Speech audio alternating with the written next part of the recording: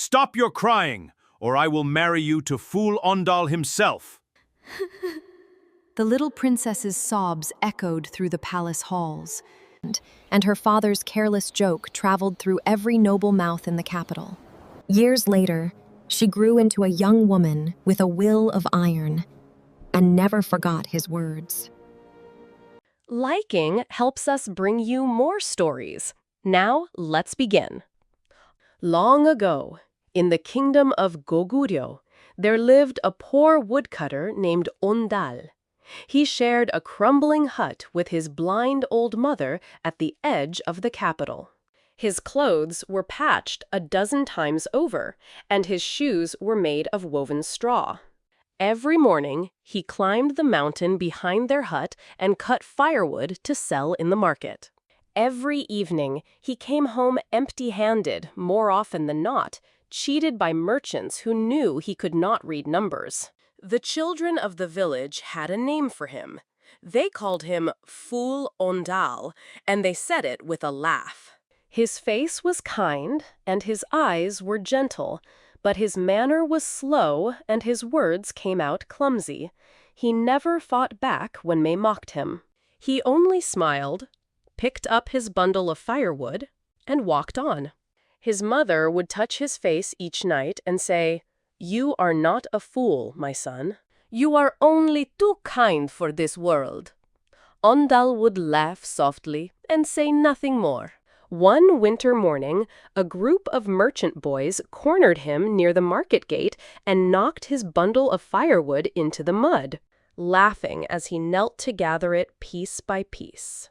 "Look at Fool Ondal, crawling in the dirt like a dog," one of them jeered.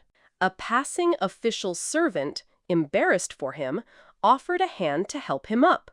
Ondal only shook his head and smiled. "There is no shame in picking up what has fallen," he said quietly, "only in leaving it there." He carried the muddy wood home anyway, and his mother dried each piece by the fire without a word of complaint from either of them. In the palace, far above the muddy lanes where Ondal walked, lived the king's youngest daughter, Princess Pyeonggang. She was a delicate child who cried at the smallest things: a broken hairpin, a scolding from her nurse, a bad dream. Her father, King Pyeongwon, grew weary of her tears.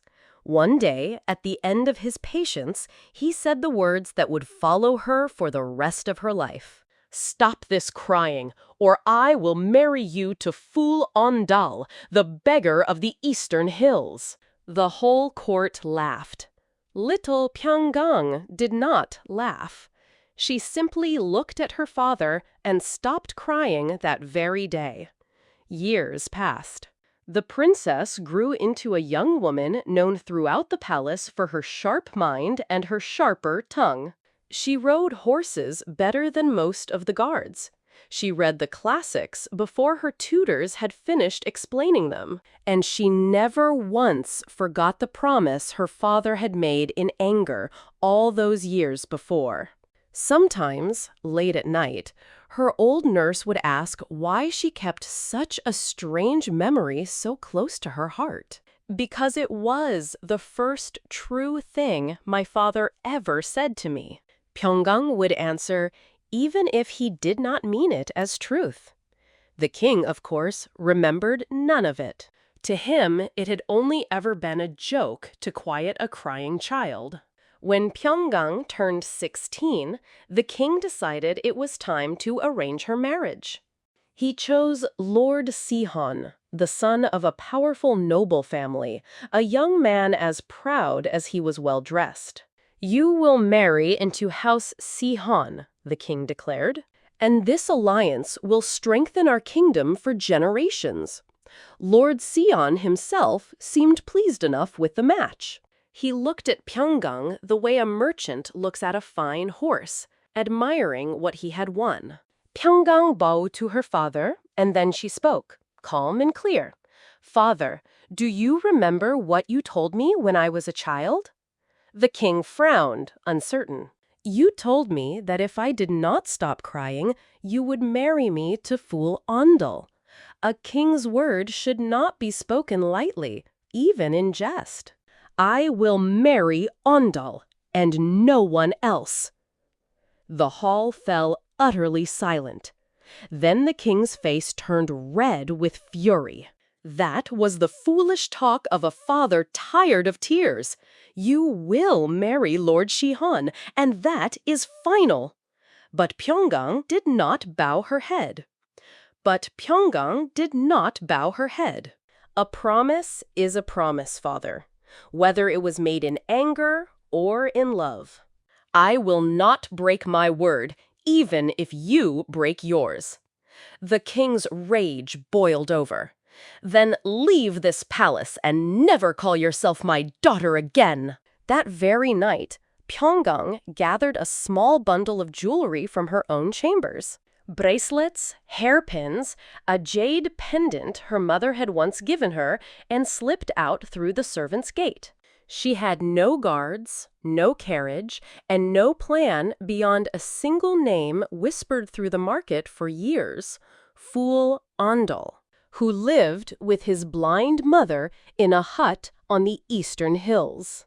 She walked for most of a day before she found the place, a leaning hut with a crooked door and smoke curling from a cracked chimney. Ondal's mother sat inside, feeling her way around a small cooking pot. "Who is there?" the old woman called out. "I have come to see your son," Pyeonggang said. "Is he home?" The old woman's face grew troubled. "My son has gone to the mountain for firewood, but you should not be here, my lady." "I may not have my eyes, but I can hear silk in your voice, and silk does not belong in this house." Pyeonggang waited until dusk, when Ondal finally came trudging down the mountain path, a heavy bundle of branches on his back. He stopped short at the sight of a finely dressed young woman standing at his door. I am sorry, my lady. You must be lost," he stammered. "This is no place for someone like you." Pyeonggang shook her head. "I am not lost. I have come to become your wife." Ondal nearly dropped his bundle of firewood. "You must be joking, or perhaps a fox spirit playing tricks on a poor woodcutter. No noble woman would ever choose Fool Ondal. I am Pyeonggang, daughter of King Pyeongwon," she said simply. "And I do not joke about my own life." Ondal's mother, listening from the doorway, spoke up gently. "My lady, my son is poor and slow of tongue and mocked by every child in the village. You are a princess. Surely you belong in the palace, not in this broken hut." Pyeonggang answered without hesitation. "A promise made is worth more to me than a palace. Besides, I have not come empty-handed." She sold her jewelry piece by piece in the market over the following days, and with the silver, she bought a small plot of farmland, a pair of oxen, and after much searching, a horse so thin and sickly that the trader practically gave it away. "That poor creature will be dead within the month," the trader laughed as he took her coins. Word spread quickly through the capital. The runaway princess had married Fool Ondal and had thrown away a fortune on a dying horse. Lord Shihan, humiliated by her refusal, made certain the story reached every noble ear, twisted a little crueler with each retelling. Ondal wanted to sell the horse and buy a healthy one instead, but Pyeonggang refused. "Look closer," she told him. "This horse is not sick. It is only starved and unloved. Feed it well and see what it becomes." Ondal did not understand, but he trusted her. Every morning before he cut firewood, and every evening after, he fed the horse the finest grain they could afford, brushed its coat, and spoke to it softly, the way his mother once spoke to him. Slowly, month by month, the horse's ribs disappeared beneath new muscle, and its dull eyes began to shine. Pyeonggang also began teaching Ondal each night by the light of a single candle. She taught him his letters, then simple texts, then the strategies written in old military scrolls. She taught him to sit a horse properly, to draw a bow with his whole body instead of just his arms, to speak with his back straight and his eyes steady. "You were never a fool," she told him one night as he struggled through a difficult passage. "You were only ever untaught." Ondal, red-faced with effort and pride, read the passage again, slower this time, and got every word right. There were nights when Ondal set down his brush in frustration, certain he would never master the letters swimming before his tired eyes. "Perhaps the village was right about me," he muttered one evening, pushing the scroll away. Pyeonggang did not scold him. She simply picked the scroll back up and placed it in his hands again. "A blade grows sharp only through friction," she said. "You are not behind because you are foolish. You are behind because no one ever gave you a stone to sharpen yourself against. I am your stone now." Ondal looked at her for a long moment, then picked up his brush once more. His archery, too, came slowly, arrow by crooked arrow. At first, his shots buried themselves in the dirt, or sailed wide into the brush, and he apologized each time as though he had wronged the bow itself. "Do not say sorry to a piece of wood," Pyeonggang told him, laughing despite herself. "Say sorry to your own arm for not yet trusting it." She stood behind him and adjusted his elbow, his stance, the angle of his chin, over and over, until one gray morning, an arrow finally struck the center of a target nailed to an old oak tree. Ondal stared at it in disbelief. "Again?" Pyeonggang said, smiling now. "That was not luck. Prove it." Word of the strange household on the eastern hills reached Lord Sihen before the snow had fully melted. Unable to bear the thought of being forgotten, he rode out one day with 3 of his friends to see the joke for himself, and found Ondal in the field, guiding a plow behind his once dying horse. "Well, well," Lord Sihan called out from his saddle, "the beggar plays farmer now, when he might have played prince. If only he had bowed out gracefully and let a real man take the lady's hand." Ondal straightened, wiped the sweat from his brow, and said nothing at all. It was Pyeonggang who stepped from the doorway, arms folded. "A real man does not need to insult a farmer from the safety of his saddle, Lord Shihan. Perhaps you would like to trade places and see how well you plow a field?" Lord Sion's friends laughed behind their sleeves, and he rode off red-faced, already plotting some quieter revenge. In the village, the laughter did not stop entirely, but it began to change shape. Where once they had mocked a clumsy woodcutter, now they whispered about the strange sight of fool Ondal riding tall and straight-backed through the market.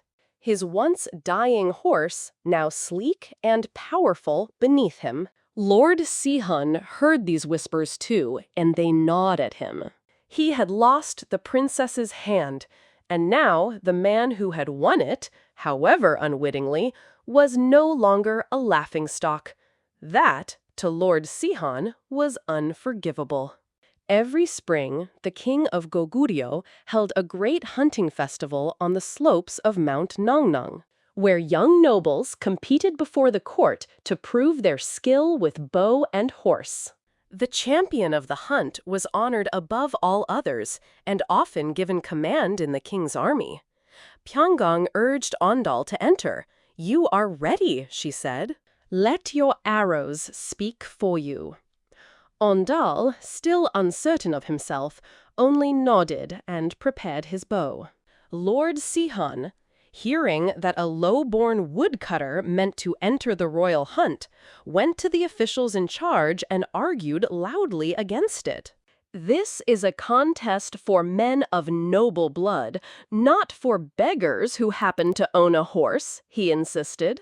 But an old law, rarely used, allowed any subject of the kingdom to enter the hunt in the king's honor. And the officials, unwilling to break tradition, allowed Ondal to compete after all. Lord Sihon stormed away, already scheming for another way to humiliate him. On the morning of the hunt, dozens of young nobles gathered on the mountain slope in gleaming armor, their horses decorated with silk and silver bells. Ondal arrived in plain, worn clothing, riding the horse everyone had once called worthless. Laughter rippled through the noble crowd. "Look, the beggar has come to play soldier," someone jeered. Ondal said nothing. He only checked his bowstring the way Pyeonggang had shown him 100 times, and waited for the horn to sound. When the horn rang out across the valley, the hunters scattered in every direction, chasing deer and wild boar through the trees. Ondal's horse, once too weak to stand, now moved like water over rock and root, faster than any horse on the field. Branches whipped past his shoulders, and mud flew from the horse's hooves. But Ondal sat steady in the saddle, exactly as Pyeonggang had taught him. He did not think of the nobles who had laughed, or the years of mockery, or even the princess waiting somewhere beyond the trees. He thought only of the bow in his hands, and the breath in his lungs, and the next arrow. Arrow after arrow found its mark, more than any other hunter's. And by midday, Ondal had brought down the largest stag anyone could remember seeing on that mountain. Even the king, watching from a raised platform, leaned forward in surprise. "Who is that rider?" he asked. "I do not recognize his colors." Before anyone could answer, Lord Sihon stepped forward with a twisted smile. "Your Majesty, that is no rider of noble house. That is the woodcutter they call Fool Ondal, who stole your daughter's hand through trickery. I say his stag was killed unfairly with a poisoned arrow, forbidden by the rules of this hunt." A gasp ran through the crowd. It was a lie, but a clever one, and Lord Sihon had planted a second poisoned arrow among Ondal's quiver while no one was looking. The king's guards searched Ondal's belongings and found the tainted arrow exactly where Lord Sihon had hidden it. "Your Majesty, I swear I carried no such arrow," Ondal protested, but his clumsy, halting words could not compete with Lord Sihon's smooth accusations. The king, embarrassed already by his daughter's marriage and eager to end the scandal, ordered Ondal thrown into the palace prison to await judgment. 평강, watching from the edge of the crowd, felt the ground fall away beneath her feet. She rushed to the prison gates that same night, but the guards would not let her pass. "Please," she begged, "he has done nothing wrong. I beg you to hear me." But her word alone, as a disowned daughter with no title left to her name, carried no weight in that court. Days passed, and then a week, and then 2. Ondal sat in the cold, dim cell, staring at his hands, wondering if all Pyeonggang's teaching, all her sacrifice, would end here, forgotten and disgraced. What had it all been for, he wondered? The letters, the archery, the long nights by candlelight? If it only led him to a cell with no window and no door that would open? His mother came to the prison walls each day, unable to see him, only able to call his name through the stones. "Ondal, my son, are you eating? Are you warm enough?" she would ask, and he would press his hand against the cold wall and answer softly, "Anshan," so the guards would not hear the break-in in his voice. "I am well, mother. Do not worry for me." Pyeonggang herself did not weep. though the guards later said she came to the outer gate every evening at dusk and stood there in silence until the moon rose. She spent her days instead petitioning any official who would listen, gathering what few allies remained loyal to her, and quietly, patiently, refusing to let the matter be forgotten by the court.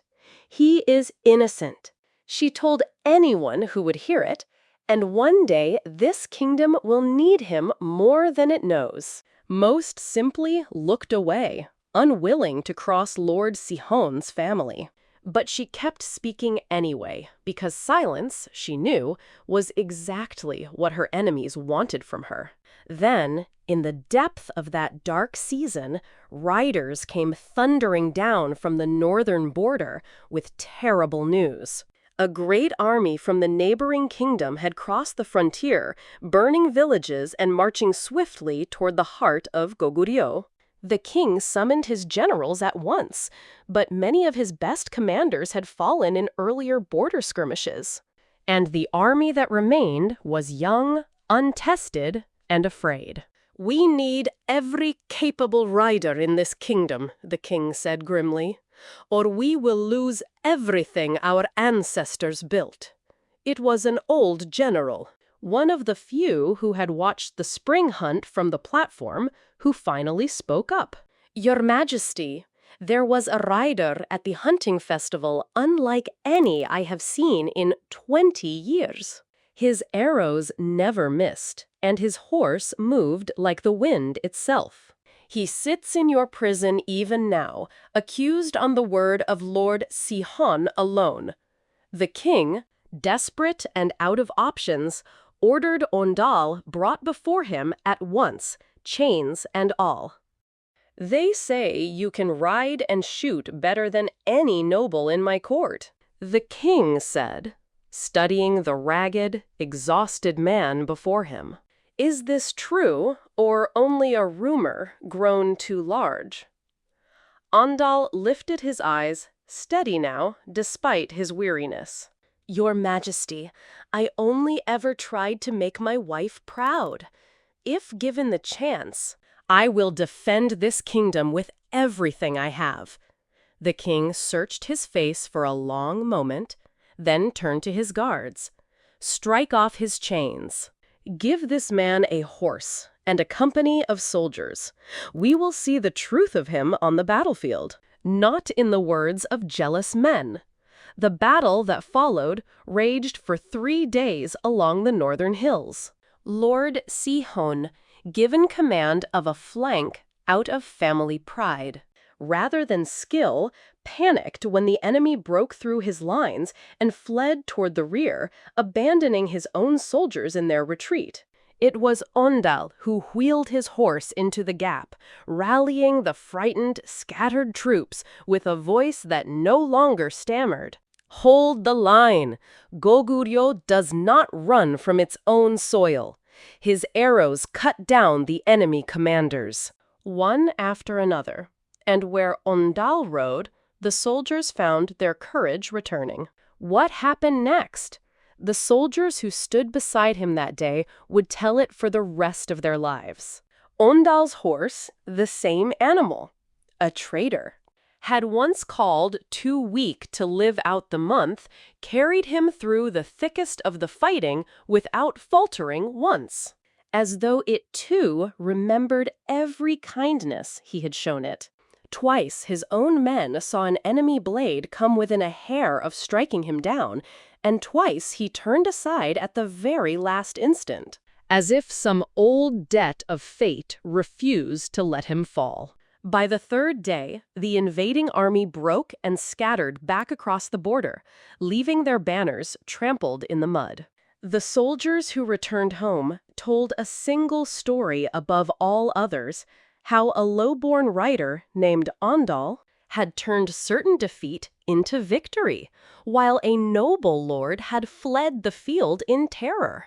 When the full truth came out that Lord Sihon had planted the poisoned arrow himself out of jealousy and had abandoned his post in battle out of cowardice, the king stripped him of his title on the spot. The king called Ondal before the entire court, still dressed in his battle-worn armor, dust and dried blood upon his sleeves. "I once called you a fool without ever having met you," the king said, his voice heavy with something like shame. "I see now that the fool in this palace was never you." He turned to Pyeonggang, who stood at the edge of the hall, and for the first time in years, he looked at her not with anger, but with something close to pride. "Your husband has saved this kingdom.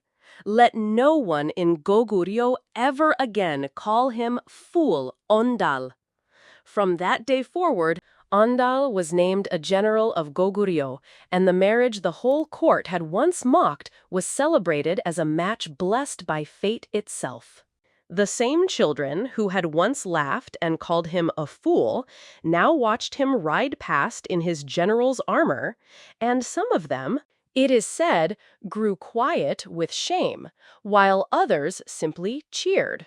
His mother, though she never regained her sight, said she could hear the change in her son's voice. Steady now, unafraid, no longer the boy who apologized for existing. "You always told me I was not a fool," Ondal said to her one evening, kneeling beside her. "I only wish the whole kingdom had listened to you sooner." His mother only smiled and touched his face, the way she always had. The kingdom listens now. That is enough. And Pyeonggang, who had walked away from a palace with nothing but a small bundle of jewelry and an unshakable promise, had proven something the whole kingdom would remember. A person's worth was never written at birth. It was written by their own two hands. Thank you for watching. Hope you enjoyed this.